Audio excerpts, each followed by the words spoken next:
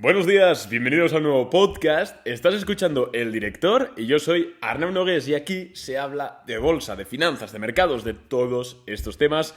Y madre mía, que hemos comenzado la temporada de resultados empresariales del primer trimestre del año 2022 y ya vemos las primeras castañas, las primeras desaceleraciones y hace un par de días le tocó a Netflix. En este podcast voy a analizar un poquito los resultados de Netflix muy por encima, porque no es un podcast de Netflix. De hecho, el otro día, si eres suscriptor de correo electrónico, que es gratis, o sea, simplemente te enviamos correos electrónicos con información de bolsa, etcétera, pues ayer tenía un rato y pues os mandé un correo electrónico con mi análisis de los resultados de Netflix. Así que si quieres leerlo, seguramente lo tengas por tu bandeja de entrada. Y si no, mira en spam. Ese no es el tema del podcast. El tema del podcast de hoy es en qué medida estos resultados de Netflix pueden predecir o pueden vaticinar peores resultados en otras empresas. Y aquí está lo interesante. Porque ayer Netflix cayó un 36% en un día después de resultados. Recordemos que Netflix ya cayó un 25% en la última presentación de resultados y lleva más o menos una caída acumulada del 70% desde máximos históricos. Netflix, que no es Charcutería Antonio, es Netflix, la mayor empresa de contenido audiovisual del mundo entero. De hecho, llegó a estar entre las FANG, ¿no? Las FANG es Facebook, Amazon, Apple, Netflix y Google. Pues una de esas ha perdido un 70% del valor. Menos mal que nosotros la vendimos a 600 y pico dólares, ganándole un 30%. Si nos la hubiésemos quedado, madre de Dios, qué agujero tendríamos hoy en día. Así que bueno, de esto vamos a hablar en el podcast, espero que os mole. Me podéis seguir en Instagram, @arnau_nogues, donde comento cosas bastante interesantes. Creo yo que además últimamente estamos aportando más valor si cae por ahí, así que sígueme si no lo haces. Link en la cajita de más información del podcast y vamos ya con el episodio. Bien, pues Netflix básicamente publicó sus resultados empresariales del primer trimestre y ocurrió y confirmó un poco lo que decíamos hace 2 o 3 podcasts, ¿no? Hace 2 o 3 episodios grabé uno mientras estaba de vacaciones en la playa que se llama algo así como ¿qué sectores son los más perjudicados cuando hay inflación? O algo así se llamaba el podcast. Podéis buscarlo y escucharlo. Y lo que decía es que de los sectores más perjudicados cuando hay alta inflación es el consumo discrecional.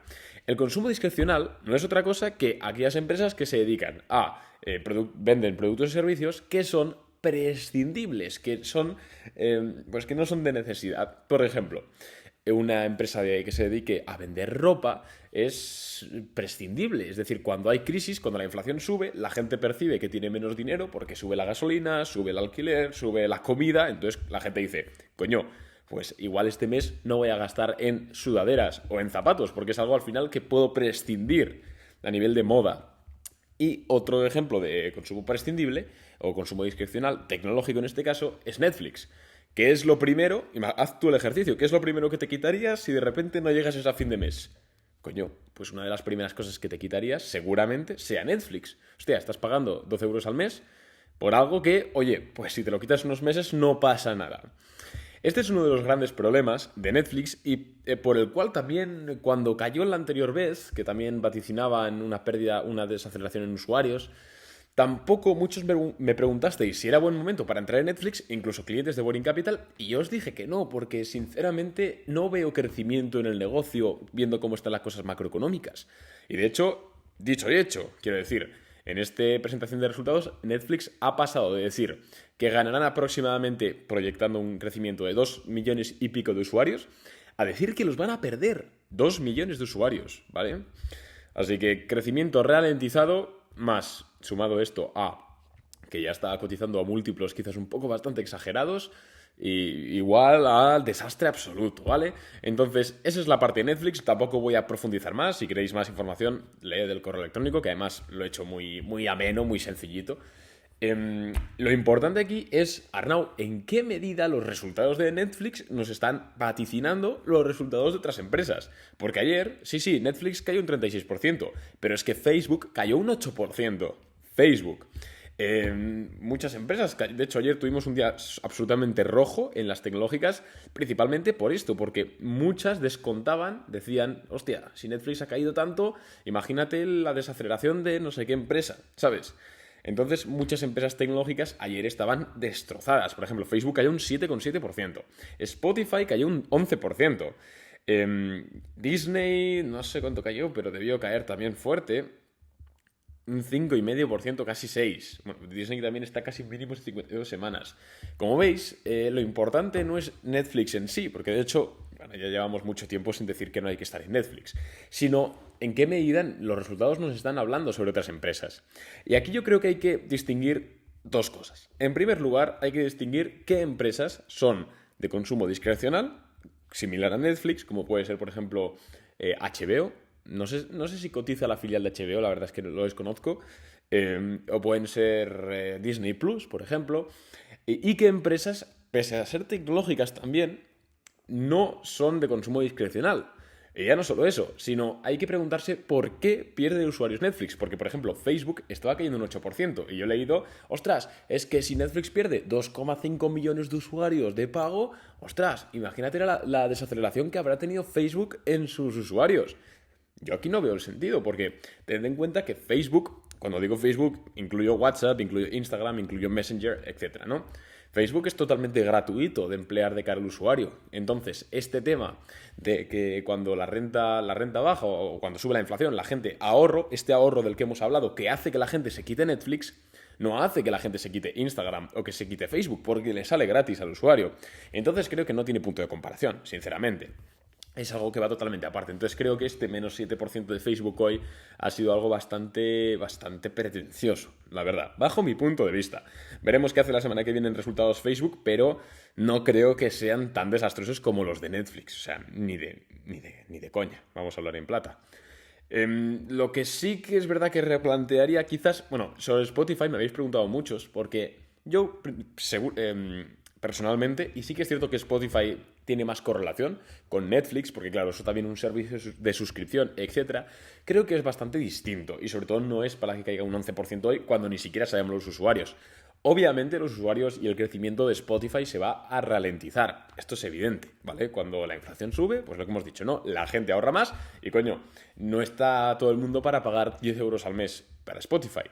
Pero tenemos que tener en cuenta que Spotify tiene otras formas de generar caja.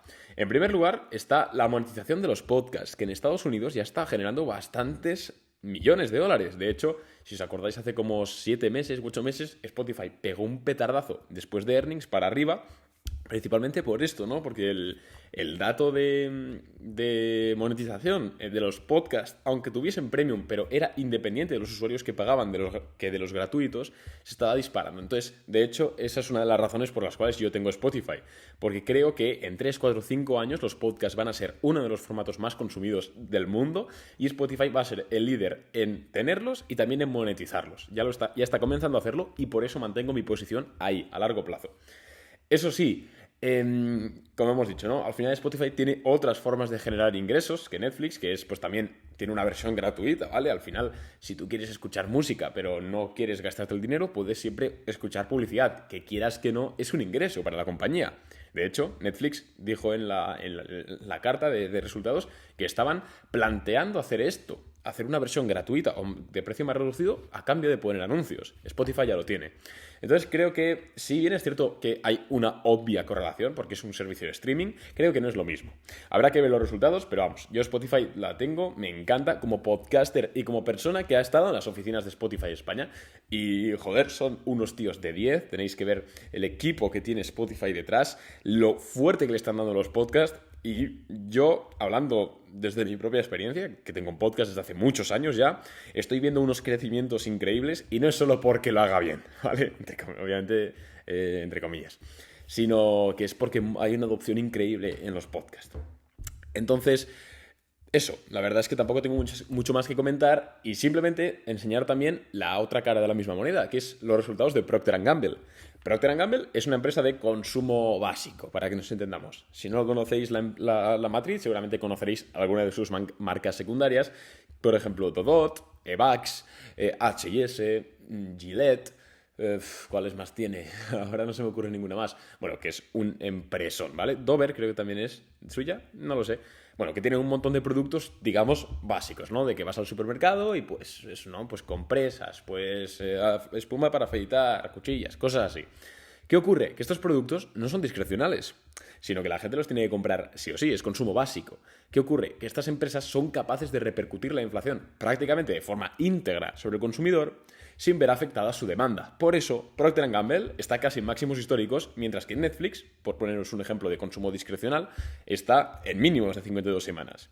Al final hay que plantear todo también viendo un poco cómo funcionan las ofertas y las demandas del producto que se vende, no de la cotización. Y es que en los 2 últimos años que llevamos en bolsa, y con esto ya termino, que me estoy enrollando como una persiana, en los 2 últimos años desde el tema de la pandemia, mucha gente se ha estado enfocando 100% en análisis técnico y análisis también cuantitativo a nivel de números, ¿no? Que si flujo de caja, que si no sé qué, y a nivel de análisis técnico, pues que si aparece demanda, que si retestea en zonas, etc. Esto está genial, está de puta madre, yo también lo hago. Pero si hay algo más importante, y que lo hemos hablado muchas veces, es el modelo de negocio de la empresa. El modelo de negocio de la empresa. Al final, por mucha demanda que pueda aparecer en zonas de soporte en no sé qué empresa, si el modelo de negocio se ve perjudicado por la coyuntura macroeconómica actual, se va a ir al carajo. Punto. Creo que es algo que poca gente hace a nivel de análisis, sobre todo cuando vas a largo plazo, y es algo para mí súper básico. Pero vamos, son opiniones, cada uno tiene una, eso es como los culos, todo el mundo tiene uno. Y nada más por mi parte, espero que os haya gustado el podcast, que os haya también podido dar alguna idea también a nivel de si es lo mismo o si no es lo mismo, y si no, que al menos te hayas entretenido durante estos casi 12 minutos. Un abrazo, soy Arnau y nos vemos mañana con un nuevo podcast. Chao.